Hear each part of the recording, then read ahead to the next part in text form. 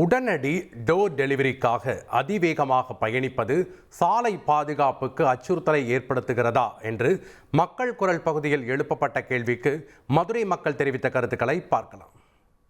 Day to day லைஃப்பில் இப்போது அதிகமாக போயிட்டுருக்கிறது டெலிவரி தான்.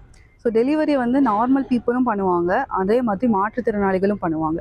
நம்ம மக்கள் டெலிவரி வேகமாக கொண்டு வரணும், வேகமாக அவங்களுக்கான விஷயத்தை வேகமாக அடையணும் அப்படின்றதுக்காக இந்த டெலிவரி கம்பெனிஸ்லாம் என்ன பண்ணுறாங்க, என்ன மாதிரி விஷயம்லாம் உருவாக்குறாங்க அப்படின்னா 10 நிமிஷம் டெலிவரி.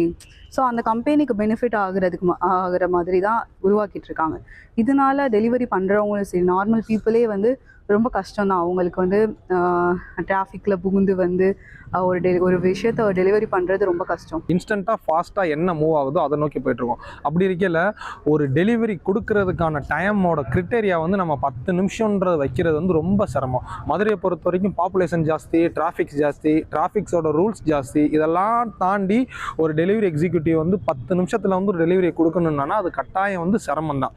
ஏன்னா அது அந்த டிராஃபிக் ரூல்ஸை பிரேக் பண்ணி போகிற மாதிரி இருக்கும். அந்த ஃபைன்ஸ் இருக்குது, பேக்ரவுண்டில் போலீஸ் ஸ்டாப் பண்ணி நிறையா ஃபேஸஸ் இருக்குது, பிரிட்ஜ் கன்ஸ்ட்ரக்ஷன் நடக்குது, ரோட் கன்ஸ்ட்ரக்ஷன் நடந்துட்டு இருக்கு. இந்த மாதிரி நிறைய இன்சிடென்ட் நடக்கையில் 10 நிமிஷத்தில் அவர் டெலிவரி கொடுக்கணும்னா கண்டிப்பாக அது முடியாத வாய்ப்பு. இதில் டெலிவரி வாங்குறவங்க நம்மளுக்கான டெலிவரி மட்டும்தான் பார்க்குறாங்களே தவிர பின்னாடி கொண்டு வரவரோட பயன்பாட்டை யாரும் நம்ம பார்க்கல. இன்றைய அவசர உலகத்தில் இன்றைக்கி அந்த டெலிவரி பண்ணக்கூடியவர்கள் நம்ம கூட அதிவேகமாக அவங்க என்ன செய்கிறாங்கன்னா டெலிவரி செய்கிறதுக்காக தொடர்ந்து பயணிக்கிறாங்க.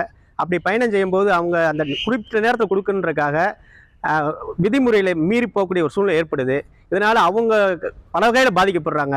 அதனால் இதை அரசாங்கம் என்ன செய்யணும்னா இவங்களுக்காக அந்த கம்பெனியில் சொல்லி அந்த ஸ்விக்கி, ஜொமேட்டோ போன்ற நிறுவனங்களுக்கு ஒரு ஆர்டர் போட்டு இவங்களுக்கான ஒரு நேரத்தை வகைமுறைப்படுத்தணும்னு நான் என் கோரிக்கையாக கூட அதை வைக்கிறேன். ஏன்னா இவங்களோட நம்மை போன்ற அவங்களும் ஒரு சக மனிதர், அவங்களோட மனித நேயத்தோடு கூட அரசு அணுகி இவங்களுக்காக ஒரு நல்ல ஒரு முயற்சி எடுக்கணும்னு கோரிக்கை வைக்கிறேன். மக்கள் குரல் பகுதியில் மதுரை மக்கள் தெரிவித்த கருத்துக்களை நாம் பார்த்தோம்.